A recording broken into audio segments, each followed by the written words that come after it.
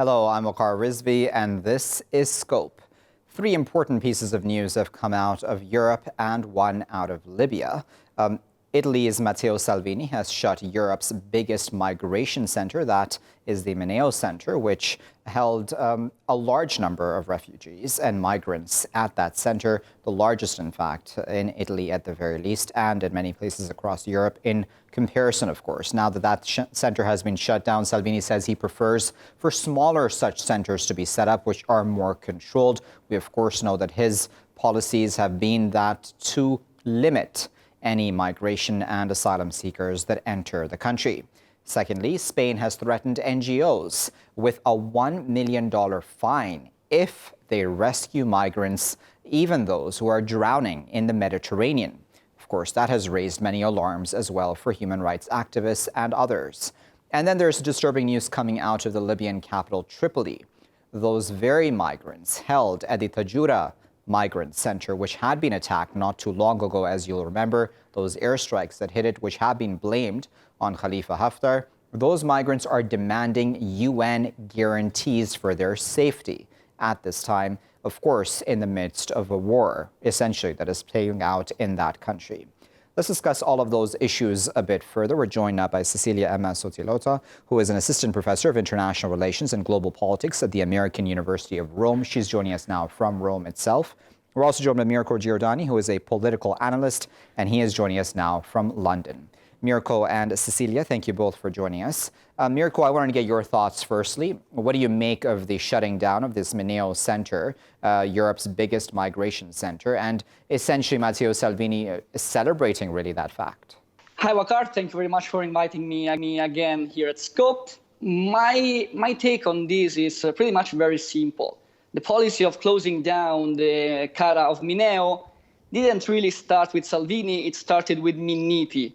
So it's the predecessor of Matteo Salvini. It was belonging to the Democratic Party in the government of Gentiloni. So this is something that started not with Salvini's Lega, but with the Democratic Party. Second of all, you are right. The Salvini model is to have more smaller spots in Italy. But in principle, Matteo Salvini's policies towards immigration is not like the central focus of Salvini's policy is not to how to put migrants in little spots around Italy, is to block migrants to arrive here. So the central focus, and I believe that we have to focus more on this part of the policy. Yeah, it's right that Salvini closed down the Cara of Mineo, and this process was started by Minniti. So this is a continuum between the Democratic Party and the League. But the real target of Salvini's policy is to block migration. And what do you make of that policy, Mirko? Do you agree with the policy to block migration? I believe that it's a policy that now it's widespreading in Europe. I believe that politics before needs to have principle. And this is Salvini's principle, and it's also the principle of the socialist government down in Spain. You know, I was telling you some weeks ago that maybe the far right and the populist parties in Europe would not want the race for European election, but socialist parties and more moderate center-right parties would have adopted populist policies and right policies, let's say extreme right policies. And that's what happened in Spain, actually.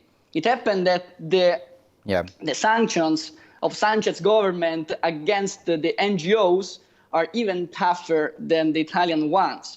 And let me remind you and remind the people that are watching us. In Italy, there is a so-called far-right government, populist government, and in Spain, there is a socialist one.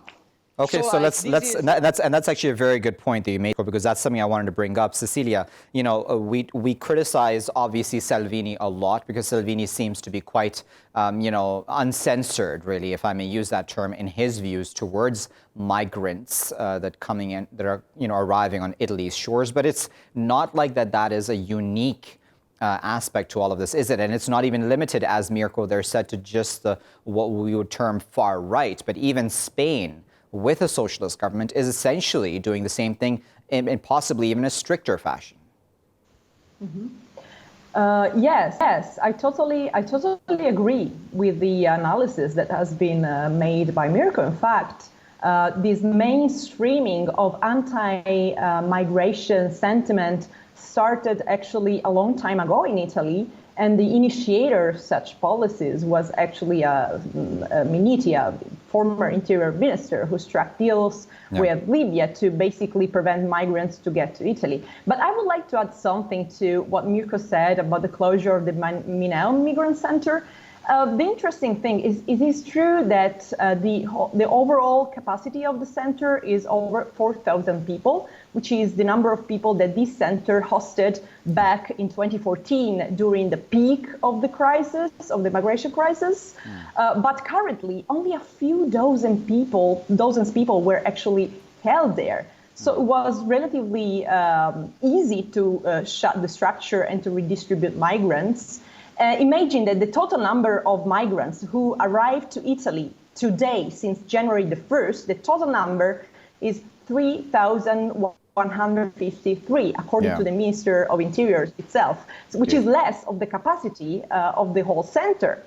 So what I'm trying to say is that we are witnessing certainly a mainstreaming of anti-immigration policies from both the right and the left side of the political spectrum, but we're also witnessing a pretty obvious politicization, instrumentalization of the migration issue. So then, Cecilia, I wanted to, if you allow me, I wanted to get your thoughts on that. Do you agree with that anti-migrant feeling? What are your thoughts about this policy now of blocking migrants?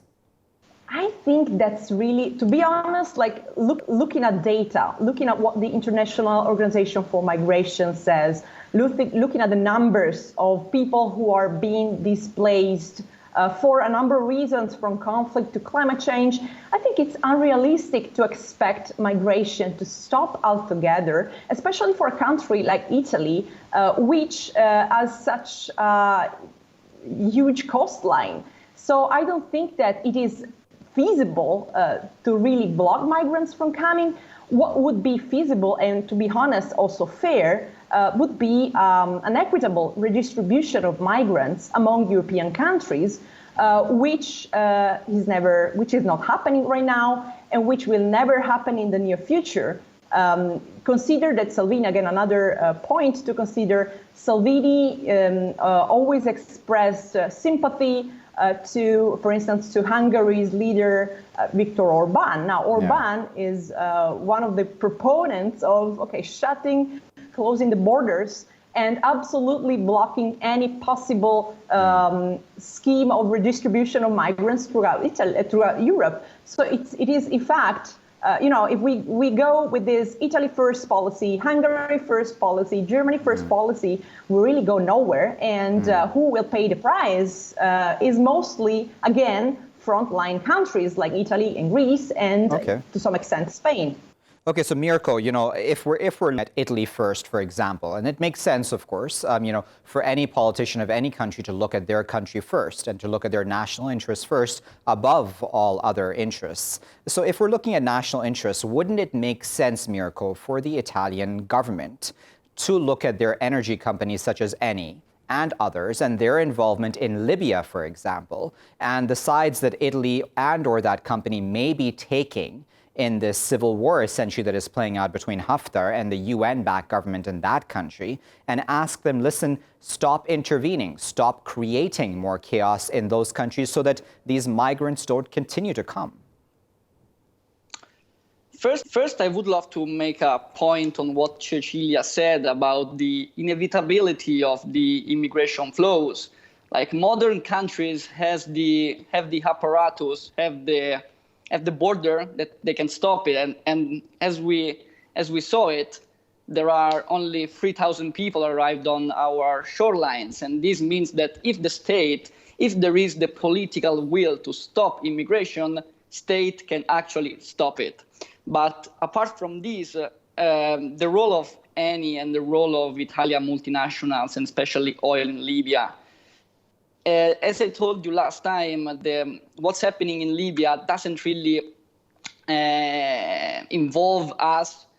Yeah, it is involving us, it is involving France, but more of us, it's involving Gulf states, Gulf countries, like the Emirates, like Saudi Arabia. But to be honest, to be fair, Mirko, and I was on this last time too, but we had run out of time. But if we're looking and if we're being completely fair, no company such as any would set up operations in the middle of a war zone without ensuring that at the very least its interests are preserved. So, you say that Italians are not necessarily involved, but I imagine that any has to obviously have somebody on the ground protecting it.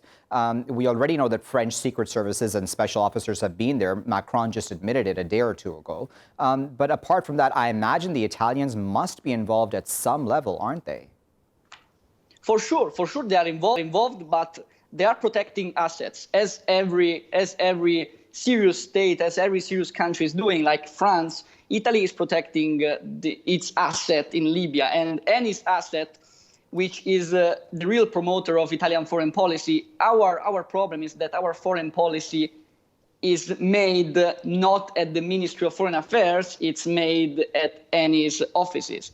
And this is a problem. It's a very hard political problem. So our assets, our oil assets, are based where al-Serraj is.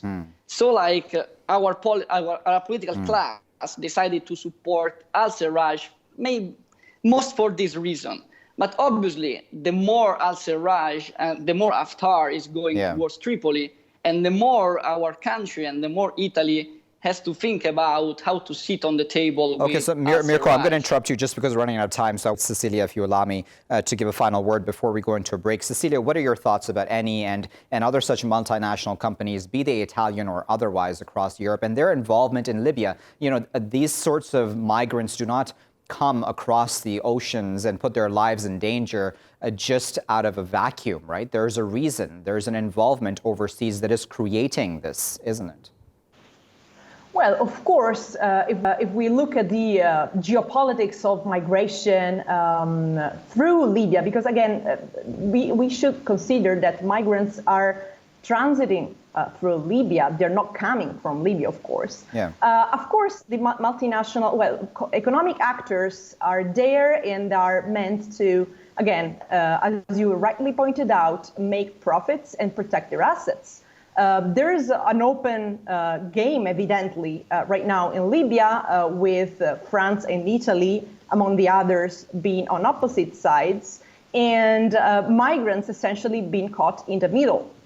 What I would like to say, if I'm allowed to, going a little bit back to the relevance of migration and this attention that it's, the space that it's taking up in the public debate in Italy and in Europe, I wonder if this is really the most urgent problem that Italy has right now. We are saying 3,000 people since the beginning of the year. Is this really an emergency? Is this really something that needs to be addressed as a priority by the government? I honestly don't think so. I think that channeling social resentment against migrants is very remunerating from the electoral point of view, but I think that all this attention is very much strategically geared towards diverting the attention from serious problems within the governing coalition in Italy. And that's a very good point. I'm going to say thank you to Cecilia and Mirko for their insight. Viewers, we're going to go into a very short break. We're going to be back, though, with two new guests to discuss this issue further. Don't go anywhere.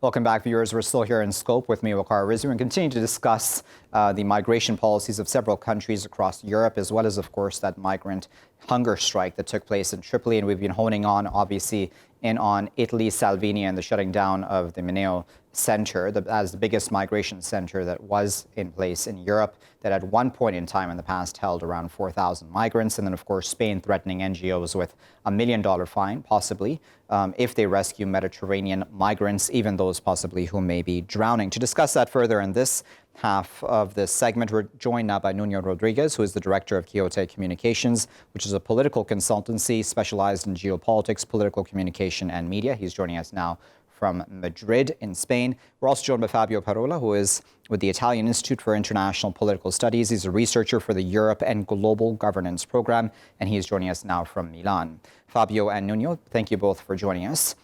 Nuno, I'd like to start with you, if I may. What do you make of Spain's threat to this NGO, Open Arms, that is, with fines of up to 901,000 euros? This is under a socialist government in Spain. So, we've been pointing fingers at Italy, for example, and saying, listen, you have a far-right government and you're doing this. Why would a socialist government in Spain be doing pretty much the same thing? It is difficult to believe that this is going to happen. Italy's government, and it's pretty difficult that going against to Open Arms or against another NGOs will be the political line they will follow. But we had to see that now in Spain we have a rise of the parties as Vox, that is labeled as far right as well, and maybe this is a false movement only to show the electorate that they are aligned with some kind of immigration policies with other parties. But we have to remember that as soon as the Socialist Party came to power, ships from the Mediterranean Sea started to come to Spain, and it was a very good welcome from the politicians, from all the social agents, and for that reason, it's pretty much sure that this is a false movement. This won't be real. It won't crystallize in any legal law or in any punishment, and we will see that the socialist policies before the migrants will be exactly the same that it is at the moment. Fabio, I wonder what you make of this. Again, as I'd put to Nuno, we've always spoken about Salvini, and many people around the world speak about Salvini in very negative terms, saying that, he's far right, so it's almost expected for him to have the sorts of policies and thoughts that he has towards migrants. But why then would we see socialists as well in Europe essentially expressing the same thoughts? Well, Spain is not the only case of a European country led by a socialist or center-left government, which switches to a harsher stance against migration, and especially against non-governmental organizations working to rescue migrants in the Mediterranean. Italy is a case in itself. We had, for example, in 2017, the government required all NGOs operating in the Mediterranean to sign a sort of memorandum or a code of conduct, which regulated a certain set of rules that NGOs had to follow in order to be legally allowed to operate and rescue people and disembark them in Italy. And this memorandum, this code of conduct, amounted to raise a lot of criticism, both from human rights activists and from NGOs themselves.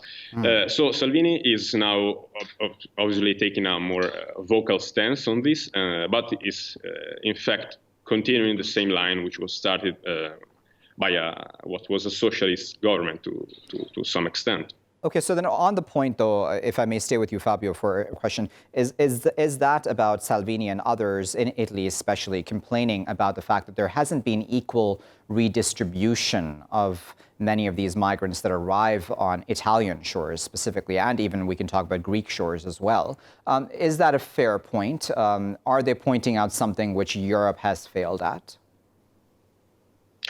Well, certainly Europe tried to take a stance on helping Italy during the peak of the immigration crisis, which occurred between 2016 and 17. The European Commission and Council passed a redistribution scheme to move migrants out of Greece and Italy to other European countries, but the implementation side of this scheme has been basically disattended. Only very limited numbers of migrants have been actually redistributed. We've had Central and Eastern European countries such as Poland, Czech Republic, Hungary, which refused categorically to accept any such plan, and in fact they've been taken to the European Court of Justice for infringing this legally binding decision. So certainly Italy has a point in saying that Europe has not taken not made sufficient efforts to help Italy.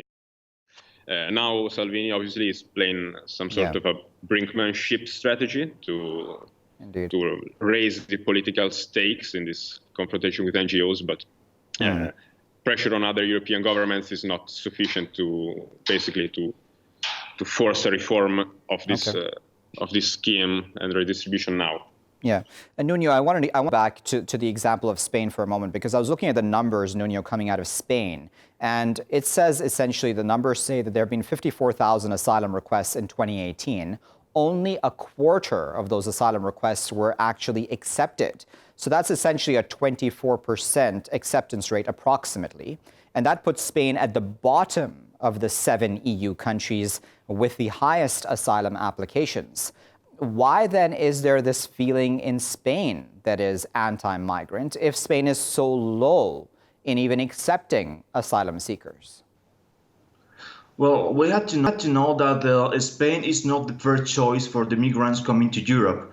The first choice of the migrant used to be Germany, there used to be France, or used to be wealthy countries where they will receive more social help, social funds, because here in Spain, at the moment, the migrants don't really have a lot of help, a lot of funds, and it is difficult to stay here.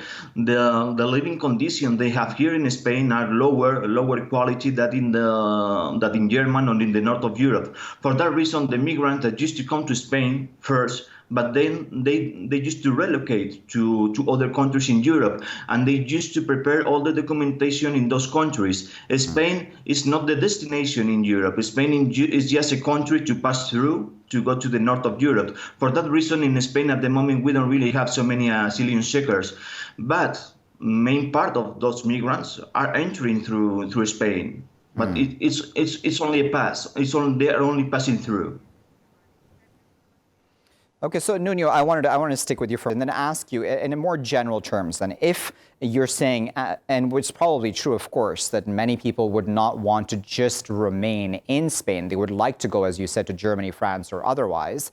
But then why would you still see this anti-migrant feeling to such an extent in the country that even a socialist government would want to adopt essentially a right-wing policy?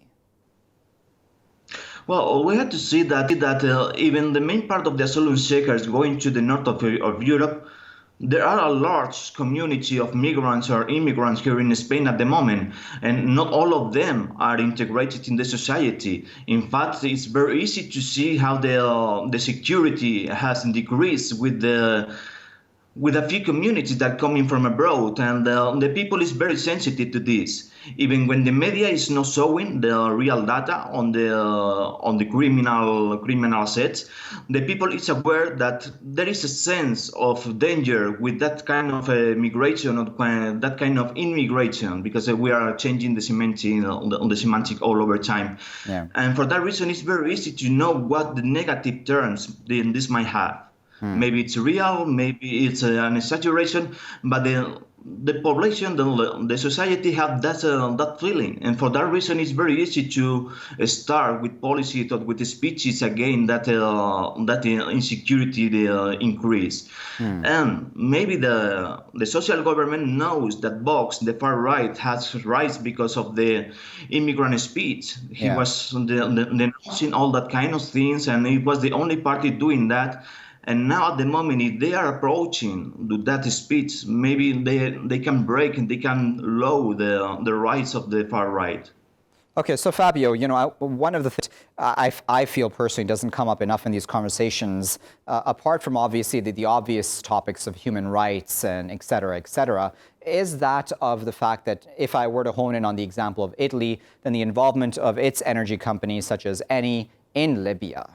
And we can talk about France's Total as well, and just French involvement in general, really, in Libya as well. None of these migrants obviously come out of a vacuum. And yes, Libya is just essentially a transit point for many of these people. But I imagine that even Libyans themselves, in some numbers, are trying to escape also. Why is that not addressed enough? European policies across the world and the chaos that they may be creating that push many people to leave their countries and seek safety in Europe? Mm-hmm. Well, obviously the importance of dealing with Africa and with the development of what is going to be one of the most dynamic continents of the future is slowly but steadily rising to the top of the agenda, also in the European Union and for European countries. The problem is that foreign policy is a complicated matter for European governments, given the fact that the first framework for a coordinated approach to foreign and security policy in Europe has only been sketched in the last decades, and basically it's still member states who are holding all the cards. So it's very difficult to coordinate them and take a common approach, especially when different member states have conflicting interests on the same country. But I mean, if I may, Fabio, just because we're running out of time, can it not summarize that many of these countries, even France and Italy, if I may use that example once again, Total versus Eni, for example, they would obviously prioritize business over human rights, wouldn't they? Well, I wouldn't say it's companies' role and aim to safeguard human rights. We have governments and international institutions to perform that tasks. So obviously there is a consideration of stability and security and human rights protection to take into account, but I wouldn't, let's say, outsource human rights protection to private companies. That's a political task that should be performed by institutions, by governments and international organizations. Okay, we'll leave there as a final word, but of course we appreciate Fabio and Nuno for their time and of course for their insight. Now, viewers, as all of our guests in the first and second segment have mentioned, there is obviously legitimate concerns. There are legitimate concerns on the part of Italy, especially about redistribution of many of the migrants that show up on its shores, and the fact that many European countries, according to Italian officials, are not doing their part when it comes to, fairly taking in these migrants so that they're distributed across Europe in an equal fashion. But then beyond that is also that maybe we're looking at this from a very specific and narrow lens. As Mirko had made that point in the first segment, and that was a good one to make, was that the far-right government in Italy has the same policies right now as the socialist government in Spain. And that's sort of comedic in some ways if it was not on such an important and disturbing topic. Why would a socialist government adopt far-right policies when it comes to migration? Who exactly is it looking to serve? And what of, then, European claims to stand up for human rights, etc.? And then the issue, as I'd put to all of our guests really speaking to us throughout this segment, was that of Eni or Total or other such energy companies who are taking advantage, really, of the vacuum that exists in Libya to siphon off many of the country's resources to make money. And yes, as Fabio said, though it is not the company's responsibility to stand up for human rights, they certainly aren't doing anything to try to protect the Libyan people whose country they're siphoning off these resources from. We'll keep a very close eye on that. I'll be back, though, with our next segment after this break.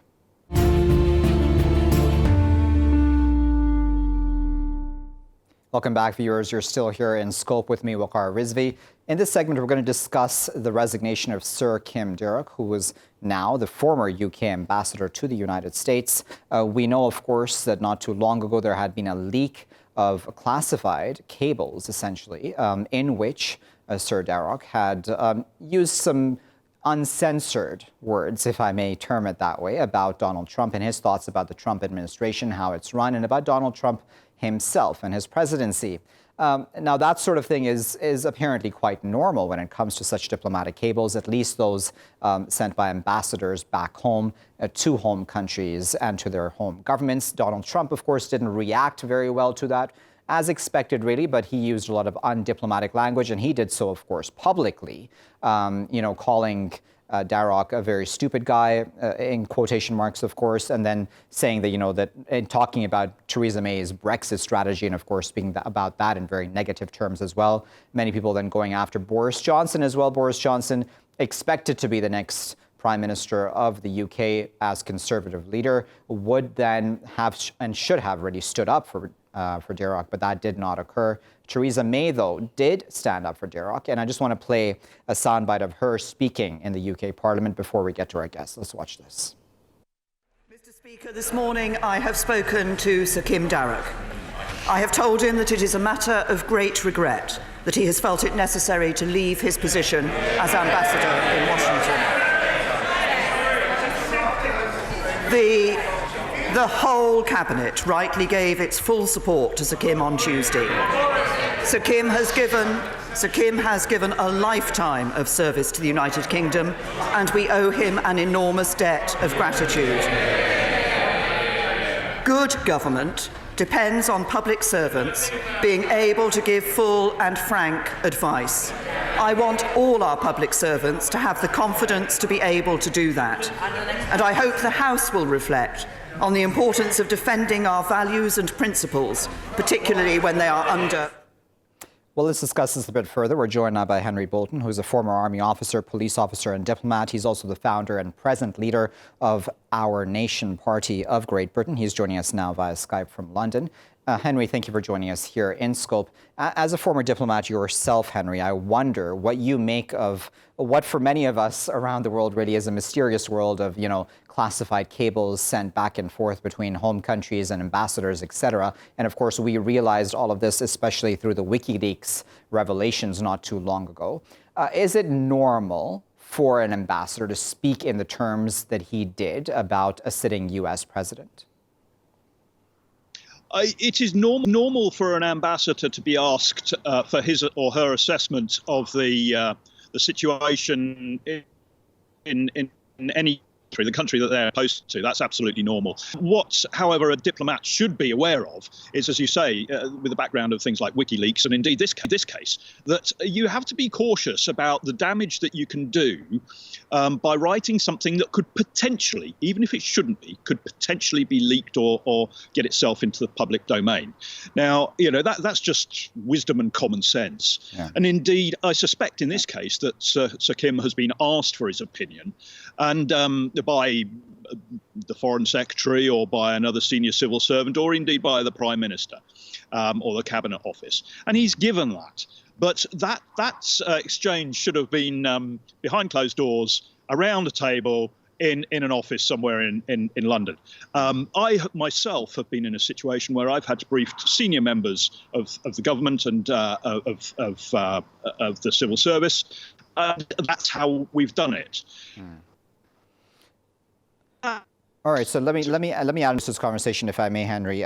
We're now joined by Adriel Kasonta, who is a political consultant and foreign affairs analyst. He's also joining us now from London. Adriel, thanks for joining us here in Scope. What are your thoughts about, Adriel, about the fact that regardless of whether Sir Kim should have used the language he did in this private cable or not, that Donald Trump then publicly derided him and even Theresa May and others in the UK.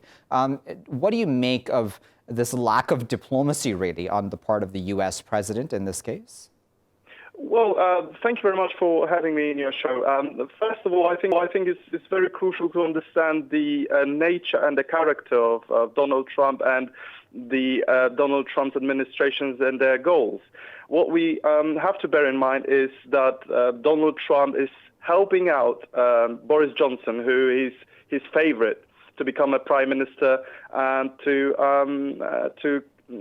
assassinate the character of the very senior and well-respected ambassador of the United Kingdom to the United States, and Theresa May, who will be out of her job very soon, because we know that now the Tory leadership is trying to figure out who will be leading the country. Yeah. So I think that it makes perfect sense. What we have to bear in mind also is the fact that we have to ask a question, who is the winner in this league?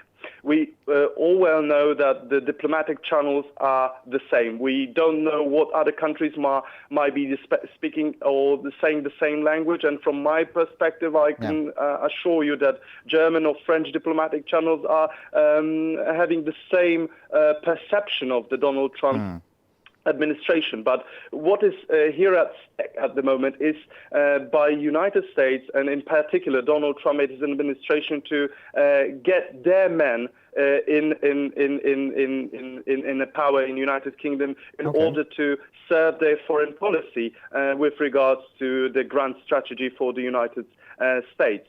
So we we know that Mr. Nigel Farage, who's Fox News and Donald Trump's favorite, Mr. Brexit, never be the prime minister because he's not the first runner when it comes to the succession. And that's a very good point you've made there, Adriel. If you allow me, I wanted to get Henry's thoughts on that. Henry, it has been said, yes, that Boris Johnson and Donald Trump do get along very well, and it's no secret really that Trump would obviously be happy with Boris Johnson as prime minister. But then at the same time, I imagine at some level that standing up for your country's ambassador is almost a question of, it's almost an ego battle, isn't it? If I may use that term, it might be the wrong term to use, but you need to stand up for your country's ambassador in such a case. Why do you think it is that Johnson didn't do so? There was a, Well, I think that there are two sides to this, maybe more actually. First of all, Sir Kim was unwise to use that language in a transmission that he could reasonably expect to possibly be leaked. So that was unwise, point one. Point two, it is the responsibility of both countries in a relationship, as it is in a domestic ship or in any other sort of relationship. It's the responsibility of both sides to make that relationship work if they want to and if it's in their mutual interest to do so. And indeed, Donald Trump, I feel, was extremely undiplomatic in his approach. He has, as somebody has said back here in the UK to this morning, if Donald Trump can start building a good relationship with North Korea, surely he can do it with the ambassador in Washington. Yeah. But likewise, the British ambassador in Washington has been unwise. And the issue here is not about whether a country should stand up for its own position. It is about whether or not a country's interests are best served, and whether it's Kim's fault or whether it's President Trump's fault that this relationship has now got a bit difficult for them. It has to be resolved, and if the only way of resolving it is by appointing a new ambassador, so be it.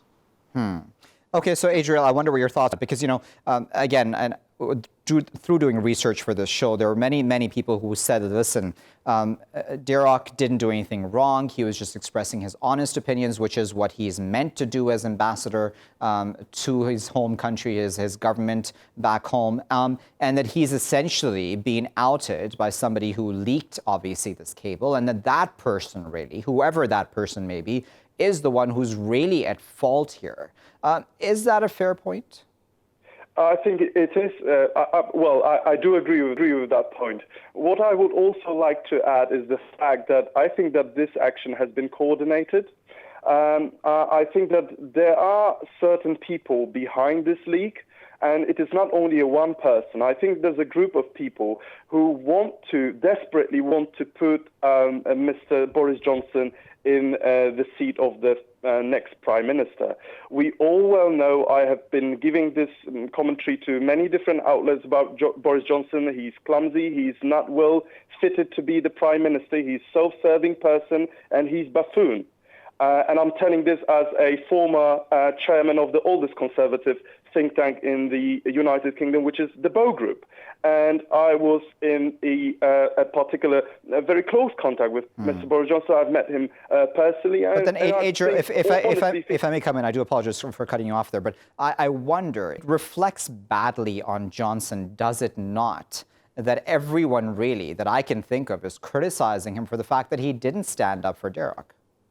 But this is not the point. This is not the point. The more anger he gets from the British public or British civil servants and politicians, the more he's liked by the United States. As I've reflected on Mr. Nigel Farage, look, he's not, welcome in the political class, within the political class in the United Kingdom. And Mr. Boris Johnson has the very same tactic. He's aligning with the strongest leader. We know that Mr. Donald Trump is quite unusual with his communication with other countries, with his dealings with foreign countries and foreign politicians. And we know that all the so-called diplomatic channels and savoir-vivre it has been abandoned. We have a law of the jungle, and even the tweets from the Donald Trump were about strong economy and strong military. It's not about reconciliation, about finding a mutual ground with the United Kingdom and civil servants here in the UK. It was about attacking Theresa May and the ambassador of the United Kingdom to the United States. So we have to bear in mind that it was aimed at saying that, oh, look, she didn't listen to me. This is the outcome of the Brexit, and I want someone who is an arch Brexiteer who will deliver. And Boris Johnson, he was just dodging the questions on Tuesday in a public debate with Jeremy Hunt, and he was playing into the Donald Trump administration's hands. So Adriel, just because we have a minute left, but I want to get Henry's final thoughts on this. Henry, do you believe that at some level this is about Boris Johnson almost prioritizing relations with Donald Trump specifically over really even possibly his own country's best interests? No, I don't think Boris Johnson is, and I think the idea that this in some way involves Nigel Farage is frankly rubbish. I mean, but Boris Johnson is firmly of the opinion that we must leave the European Union, and in that sense, there is a linkage. I suppose Hunt is less clear on it. We know that Sir Kim is a hardcore supporter of the European Union in the UK's continued membership of it. Donald Trump wants to build a relationship with us, and if we leave the European Union, as Boris Johnson says we will, and I believe that we should, because we had a referendum in this country and people said that we should, then it is important to have that relationship with the United States. And if Sir Kim is unable to build that for us, he's not the right man in Washington for us now. That's the situation. This country, the United Kingdom, has to build a global relationship, and not just with the European Union. And at the moment, many of your listeners might not be aware that the European Union really has a huge influence over our foreign policy. We are constrained by their own foreign policy, and they are responsible for all of our trade relations. We don't have any independent autonomy in that regard. So we've got to build something new, including with the United States, the world's largest economy. All right, we'll leave there as a final word. And of course, I know we've scratched the surface of this issue, but we'll certainly try to have both of you gentlemen back on to continue this important discussion. We'll thank Henry and Adriel for their time and, of course, for their expert insight. A lot to discuss, of course, and a lot of aspects to this, but certainly Sir Kim possibly should have thought about what he was saying in these cables, especially in the wake of those WikiLeaks revelations not too long ago. Essentially, nothing really is private communication anymore, is it? Is that the issue, really? And secondly, then Donald Trump going publicly against Sir Kim, at that time the UK ambassador, to the US, to the extent where the ambassador felt the need to resign. Boris Johnson, the next leader, essentially conservative leader, according to most accounts, not even standing up for his country's ambassador. Is that a good thing? Is he essentially bowing to Trump in some way, or are we reading too much into that? And is this just more about just undiplomatic language on both sides, and that Sir Kim really should have known better as a diplomat? We'll keep a close eye on that in the US-UK relationship here in Scope. I've been Waqar Rizvi. Thanks for watching.